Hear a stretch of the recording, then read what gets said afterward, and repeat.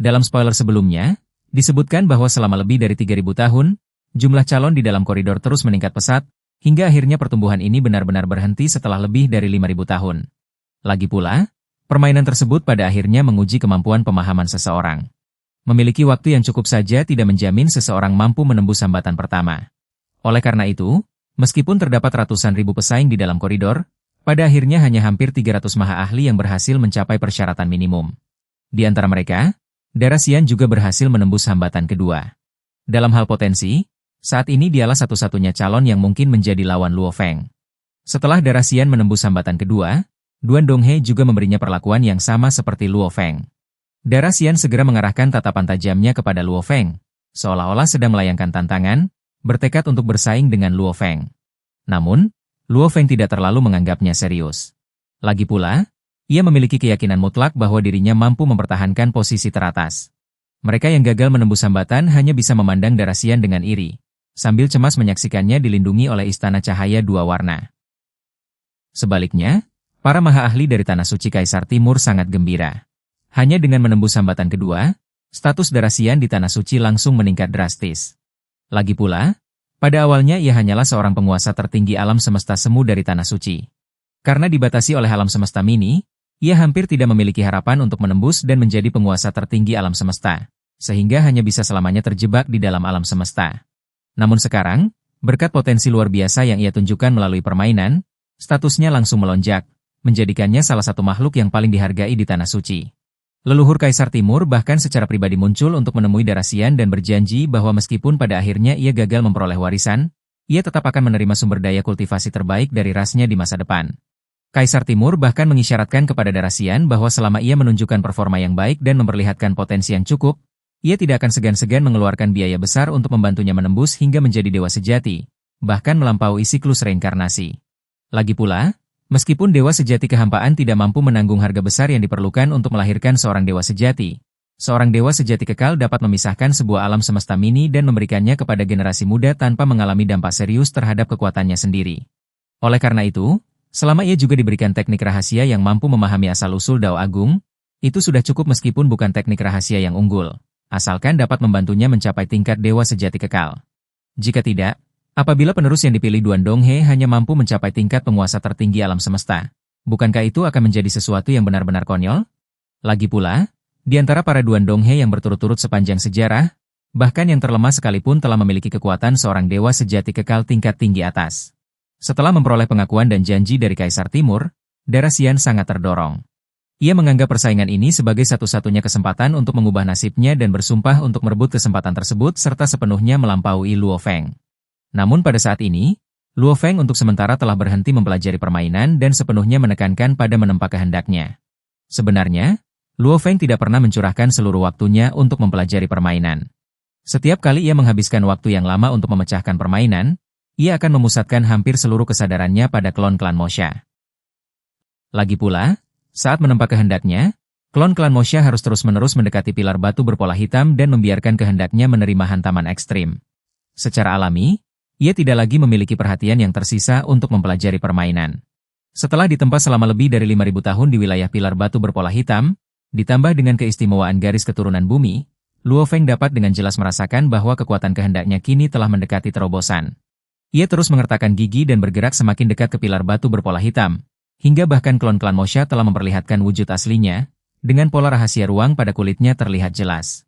Berkat kegigihannya yang tak tergoyahkan, kehendak Luo Feng akhirnya berubah dari sesuatu yang menyerupai sebuah dunia menjadi alam semesta luas dalam sekejap, dan berhasil menembus hingga tingkat dewa sejati. Setelah kehendaknya berhasil menembus, Luo Feng tidak berhenti sampai di sana. Sebaliknya, ia terus bergerak maju, berusaha menentukan batas kemampuan yang masih dapat ditahannya. Baru setelah mencapai wilayah dengan laju aliran waktu lebih dari 12.000 kali, ia akhirnya mencapai batas daya tahan dirinya saat ini. Meskipun laju aliran waktu di wilayah tempat klon klan Mosha berada jauh lebih cepat daripada ruang yang secara khusus diciptakan untuk Luo Feng di dalam alam semesta mini kapak besar, ia harus memusatkan seluruh perhatiannya untuk menahan hantaman terhadap kehendaknya dan sama sekali tidak dapat mempelajari permainan pada saat yang sama. Oleh karena itu, setelah mengujinya selama beberapa waktu, Luo Feng mundur ke wilayah dengan laju aliran waktu setengah dari sebelumnya, memastikan bahwa hal tersebut tidak akan memengaruhi pemecahan permainan. Ia kemudian memutuskan untuk menghentikan sementara penempaan kehendaknya dan mencurahkan seluruh energinya untuk mempelajari permainan serta teknik-teknik rahasia. Dengan mengandalkan kehendaknya yang baru diperkuat, ia menemukan banyak keterkaitan antara permainan dan teknik-teknik rahasia di dalam ruang tersembunyi. Untuk sementara waktu, tak terhitung banyaknya inspirasi terus membanjiri pikirannya, dan efisiensinya dalam menganalisis formasi meningkat secara drastis. Kecepatan Luo Feng yang mencengangkan dalam memecahkan formasi sangat mengejutkan leluhur Yuan, yang sesekali memeriksa perkembangannya. Dalam pandangannya, tingkat kesulitan permainan mengalami transformasi kualitatif setiap 1000 formasi. Tidak peduli betapa berbakatnya Luo Feng, seharusnya dibutuhkan setidaknya puluhan ribu tahun untuk menyelesaikan dengan sempurna hingga formasi ke-3000. Namun, yang membuatnya takjub adalah kemampuan pemahaman Luo Feng seolah terus meningkat setiap kali ia berhasil memecahkan sebuah permainan. Bakatnya sungguh luar biasa tinggi dan sama sekali tidak dapat diukur dengan standar seorang jenius biasa. Hal ini juga diam-diam membuat leluhur Yuan bertanya-tanya mengenai niat dan tujuan tamu gunung duduk di balik semua ini. Perlu diketahui bahwa alam semesta virtual bukan sekadar dunia virtual yang diciptakan melalui teknologi canggih seperti yang terlihat di permukaan. Sebaliknya, alam semesta virtual merupakan teknik rahasia yang diciptakan oleh leluhur Yuan dengan tujuan merebut kendali atas alam semesta asal. Itulah sebabnya alam semesta virtual mampu mencakup seluruh alam semesta asal. Kecuali jika terlindungi oleh dewa sejati lain atau wilayah asal alam semesta, kesadaran leluhur Yuan hampir ada di mana-mana. Justru karena hal inilah leluhur Yuan mengetahui bahwa baik Putih, Kaisar Api, maupun Luo Feng, semuanya memiliki hubungan dengan tamu gunung duduk. Selain para leluhur dari dua tanah suci, satu-satunya orang yang tidak dapat dilihat oleh leluhur Yuan adalah tamu gunung duduk. Lagi pula, tamu gunung duduk telah membayar harga yang begitu besar untuk mengembangkan umat manusia, tetapi motifnya hingga hari ini masih tidak diketahui. Tentunya, ia tidak mungkin melakukan semua ini tanpa mengharapkan sesuatu sebagai imbalannya. Sementara itu, di dalam koridor, sebelum Luo Feng sempat menunjukkan solusinya pada pilar kristalnya sendiri, setelah Luo Feng dan Darasian, seorang penguasa tertinggi alam semesta yang tidak dikenal dari era alam semesta kedua secara tak terduga berhasil menembus hambatan kedua. Hal ini memberikan tekanan yang lebih besar kepada para maha ahli dari alam semesta tanah suci dan era alam semesta pertama. Era alam semesta pertama khususnya sangat cemas. Meskipun mereka memiliki keunggulan dalam jumlah, bahkan setelah 10.000 tahun, tidak seorang pun dari mereka yang berhasil menembus hambatan kedua. Yang lebih mengejutkan semua orang adalah bahwa sebuah fenomena aneh tiba-tiba muncul di dalam koridor, dan orang yang memicunya tidak lain adalah Luo Feng. Pilar kristal lain muncul di belakang Luo Feng, membentuk istana penghalang cahaya lainnya. Semua orang langsung menyadari bahwa Luo Feng telah berhasil menembus hambatan ketiga. Pemandangan ini membuat para maha ahli dari era alam semesta pertama hampir putus asa. Lagi pula, begitu Luo Feng menembus hambatan keempat, ia tidak lagi perlu mengikuti persaingan selanjutnya dan akan langsung menjadi penerus terakhir. Bagi mereka yang kehilangan warisan, hal ini juga berarti bahwa seluruh harapan untuk melarikan diri dari batas usia kehidupan telah lenyap, menyisakan satu-satunya takdir, kematian. Namun, yang paling tidak terduga bagi semua orang adalah saat Duan Donghe muncul, ia begitu bersemangat hingga air mata bahkan menggenang di matanya. Alasan reaksi yang tidak biasa ini adalah karena ia menemukan bahwa kemampuan pemahaman dan bakat Luo Feng ternyata sudah tidak kalah dari miliknya sendiri. Kecepatan Luo Feng dalam menembus 3 hambatan sudah cukup untuk membuktikan hal tersebut. Sebenarnya, Duan Donghe pernah mengambil keputusan yang salah dan memasuki samudera alam semesta pada tingkat yang melampaui tingkat dewa sejati, yang pada akhirnya memicu aturan tertinggi melalui kehendak asal dan membuatnya dimusnahkan. Sebagai sebuah warisan satu garis keturunan, kematiannya berarti garis keturunan ini praktis telah berada di ambang kepunahan. Bahkan jika warisan tersebut pada akhirnya berhasil diteruskan, kemungkinan Duan Donghe berikutnya menjadi eksistensi puncak tetap sangat kecil. Lagi pula, kondisi bawaan makhluk hidup di samudera alam semesta memang terlalu buruk. Inilah juga alasan Duan Donghe pada awalnya tidak memiliki banyak harapan terhadap para pesaing yang hadir. Sebaliknya, potensi luar biasa yang ditunjukkan Luo Feng membuatnya sangat bersemangat. Setidaknya, hal ini sudah cukup untuk membuktikan bahwa pencapaian Duan Donghe berikutnya tidak akan kalah dari dirinya sendiri. Dengan demikian, ia juga dapat menganggap dirinya telah memberikan pertanggungjawaban kepada para guru leluhur lintas generasi. Duan Donghe bahkan secara langsung menyatakan bahwa masa ujian akan berlangsung selama 30.240 tahun. Jika Luo Feng mampu menembus hambatan keempat dalam waktu yang telah ditentukan, seluruh calon lainnya akan dimusnahkan sebagai perayaan. Keputusan Duan Donghe ini sepenuhnya bertentangan dengan apa yang sebelumnya ia katakan, membuat para maha ahli lainnya sangat terguncang dan bahkan diam-diam merasa bahwa dirinya kejam. Lagi pula, cukup banyak maha ahli yang hadir tidak memiliki klon.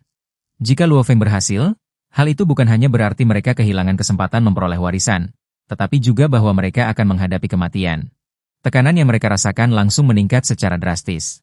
Namun, tidak peduli seberapa putus asa mereka berjuang, karena dibatasi oleh bakat bawaan mereka sendiri, hanya segelintir orang yang berhasil dengan susah payah menembus hambatan kedua selama tahun-tahun panjang berikutnya. Di antara mereka terdapat penguasa tertinggi rusa serangga dan penguasa tertinggi roh penyihir, yang memasuki perahu makam bersamaan dengan Luo Feng. Hal ini akhirnya memungkinkan Tanah Suci Bulan Ungu dan Ras Mata Dewa melihat secercah harapan. Darah Xian juga berhasil menembus hambatan ketiga sebelum tenggat waktu tiba. Sebaliknya, tidak ada calon lain yang bahkan berhasil menembus hambatan pertama setelah itu. Seiring semakin dekatnya batas waktu, berbagai ras menjadi semakin cemas, takut Luo Feng berhasil menembus hambatan terakhir dan membuat seluruh usaha mereka sebelumnya menjadi sia-sia. Beberapa sosok kuat tidak lagi mampu menahan tekanan dalam hati mereka dan dengan kalap bergegas menyerang Luo Feng, tetapi seketika dihancurkan hingga lenyap oleh Istana Tiga Warna. Tak peduli seberapa kalap para sosok kuat lainnya, Luo Feng tetap tenggelam dalam memecahkan permainan. Selama periode ini, dia pernah berhenti sejenak untuk merasakan sisa waktu. Meskipun dia menyadari bahwa waktu yang tersisa sudah tidak cukup baginya untuk menembus hambatan keempat, dia tetap tidak berhenti memecahkan formasi.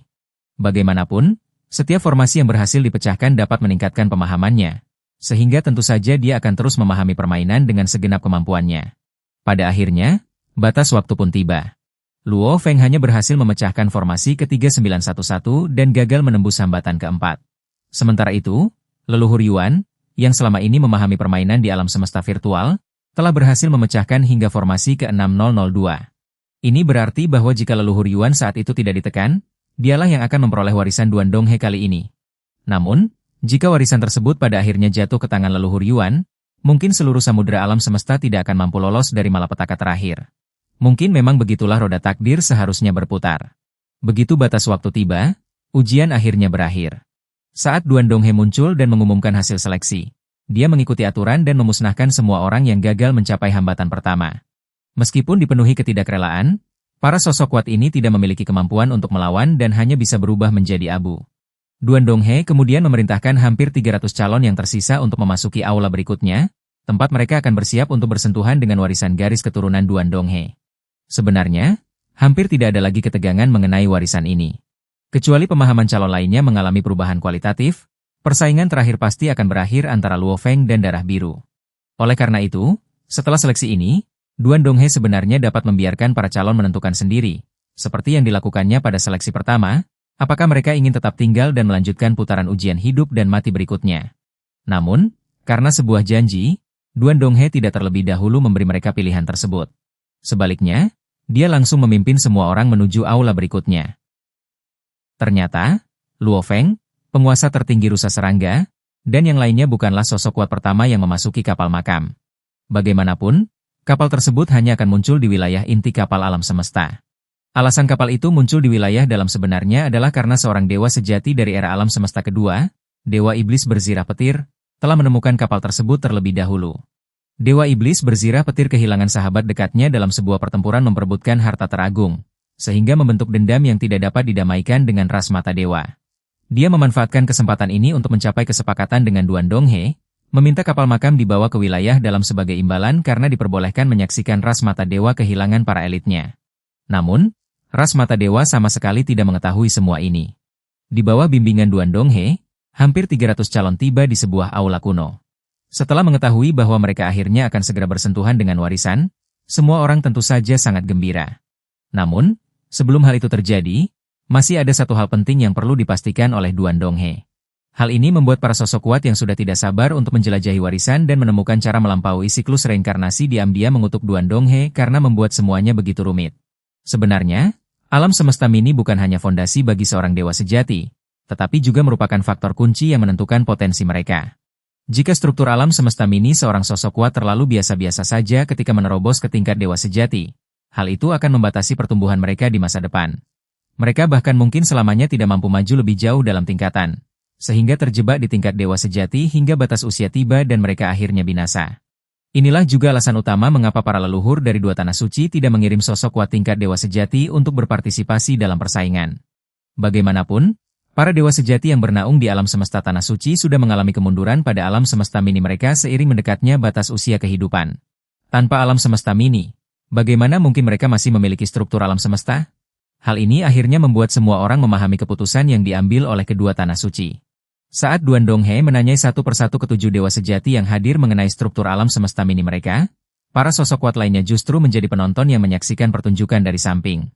Setelah dewa sejati pertama dengan jujur menjelaskan struktur alam semesta mininya, tetapi dinilai biasa-biasa saja oleh Duan Donghe, para dewa sejati lainnya mulai mengarang jawaban.